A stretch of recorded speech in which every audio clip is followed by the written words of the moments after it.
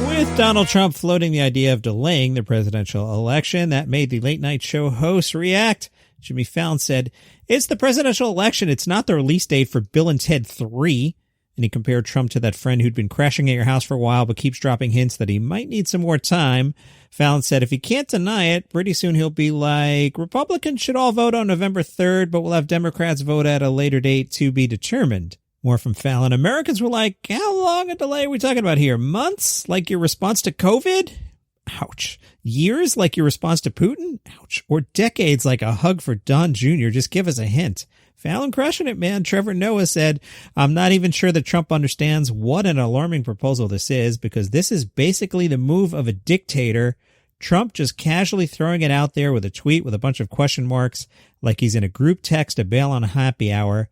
Hey, y'all, November 3rd's not great for me. Maybe we scheduled it for 2021. Trevor went in hard. He said, people acted like I was crazy, but this is how it starts. First, they just suggest that maybe you postpone the election. Then they suggest that some of the votes are not valid, and pretty soon they're saying, you know what's really unfair that there are two political parties? Why are there two political parties? Let's just have one. Then you don't really have to worry about making all these decisions anymore. He was not joking there. Then he reminded his viewers that moving the U.S. election is an absurd suggestion. For starters, both candidates are like 200 years old. I mean, we got to keep things moving. And Seth Meyers said, and by the way, media, yes, there are some Republicans saying the election will happen on time. Stop giving them credit for that. That's not a courageous stand. That's the bare minimum. Just because the bar is all the way on the floor doesn't mean we have to give them credit for stepping over it. It's like if your burnout son gets an F on a history file and you say, hey, look who showed up and took the test. I'm so proud of you, Scooch.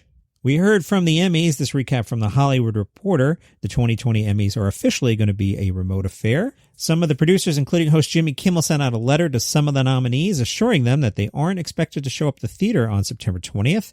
The letter says, at a time like this, we're taking the opportunity to create a moment that is more relaxed, more entertaining, more enjoyable, not only for you, but for the millions watching at home. We're assembling a top-notch team of technicians, producers, and writers to work closely with Jimmy Kimmel and with you and your team to make sure that we can film you and loved ones or whomever else you choose to be with at your home or another location of your choice. The letter said, so what are you wearing? Our informal theme for the night is come as you are, but make an effort. If you want to be informal wear, we'd love that. But equally, if you're in the UK and it's 3 a.m., perhaps you want to be in designer pajamas and record from your bed. We want to work with you to style your moments, but we want you to guide us on your levels of comfort, where you want to be, who you want to be with, and what you want to wear, etc. They said they'll be in touch. More from Polestar's interview with Bert Kreischer. They asked, hey man, well, I don't know if they said hey man, but that's how I'm going to phrase it. Hey man, how are you able to write and come up with a whole new show like that on the fly? Bert said, I knew I was going to be doing a big tour, so I wrote my ass off in November, December, January, February. I had a brand new hour in February. For whatever broken part of my personality is clear to everyone else, I'm a workaholic. I wanted to be back on the road and touring. My special dropped the day they did stay-at-home orders. It was the day I just can't say. I guess I'll sit at home. I called Bill Burr and Tom Segura. I said, let's double down on the podcast. I need to get back on stage. I'm going to find a workaround. I'm really lucky, and it was just serendipity, and there were companies thinking the same way that I was. I had the new hour, and I had the means financially. I was lucky to be put in a situation where I could make it happen. I want to share it with more comics because it's so cool. You're never going to get to do this again. No one's ever going to experience the drive-in movie theaters after we get a vaccine. Everyone's going to go back to theaters. And the interviewer asked, why not more drive-ins? And Bert said, regular touring's so much more cost-effective. You have no idea. But I'm going to reach out to all my friends and go, come experience this with me and have fun. Experience what stand-up is like at this moment. It's never going to be like this again, hopefully, but it's so cool. People are so appreciative. From the laugh button, Chris Titus announced on Instagram that the cast of his comedy series Titus is coming back together next month for a streaming reunion for some reason. Titus didn't say that part. I'm adding that.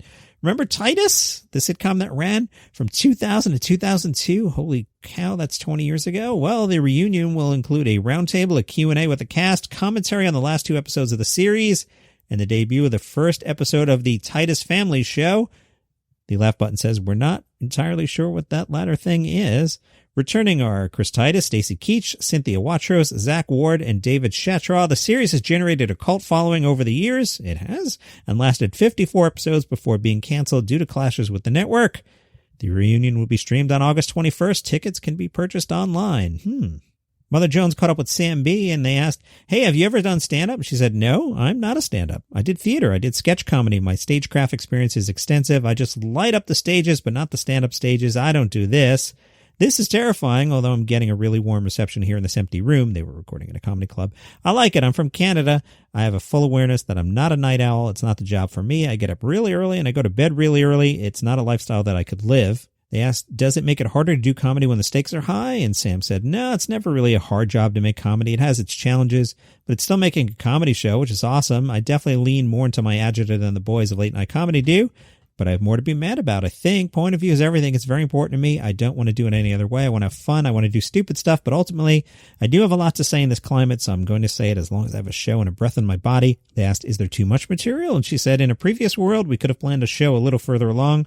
But now, as you know, this is the experience of anybody who works in news in any capacity. The day looks so different at the end of it than it did at the beginning. We basically try to plan for a first act of the show on a Thursday or Friday, and then we throw it all out in the trash and figure it out on Tuesday, and then we figure it out again on Wednesday. I hear you, Sam, as I do this podcast. Yep, I'm forever moving stuff around. Totally hear you. And that is your comedy news for today. Subscribe on Apple or Google. Follow on Spotify, and I'll see you tomorrow.